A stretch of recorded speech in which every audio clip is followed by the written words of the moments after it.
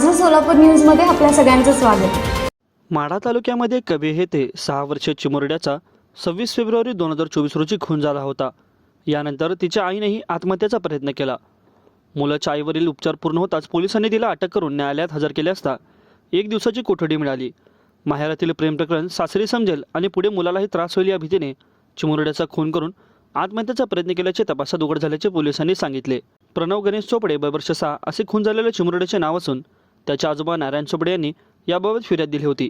या प्रकरणी मुलाची आई आरोपी कौशल्या गणेश चोपडे हिच्या विरुद्ध पोलिसांनी गुन्हा दाखल केला होता।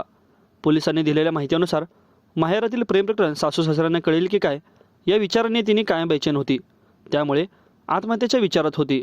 सन 2022 मध्ये तिच्या डोक्यावर थोडासा परिणाम झाला होता, मात्र कुटुंबाने खासगी डॉक्टरांकडून उपचार करून गोळ्या सुरू ठेवल्या होत्या। त्याचबरोबर पती पत्नीमध्ये सारखे भांडणही होत होते।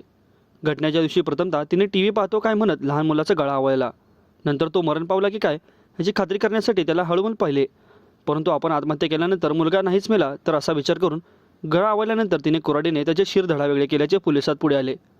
त्यानंतर तिने स्वतःही गळफास लावून आत्महत्येचा प्रयत्न केला, परंतु तो अयशस्वी झाला। त्यामुळे तिने लागलीच 1.5 ग्लास तणनाशक औषधाचे प्राशन करून आत्महत्येचा देखील प्रयत्न केला होता। हा खुलासा पोलिसांकडून करण्यात आला असून अधिक तपास पोलीस करत आहेत। माझं सोलापूर न्यूज या यूट्यूब चॅनलला सबस्क्राईब करा आणि बेल आयकॉन प्रेस करायला विसरू नका।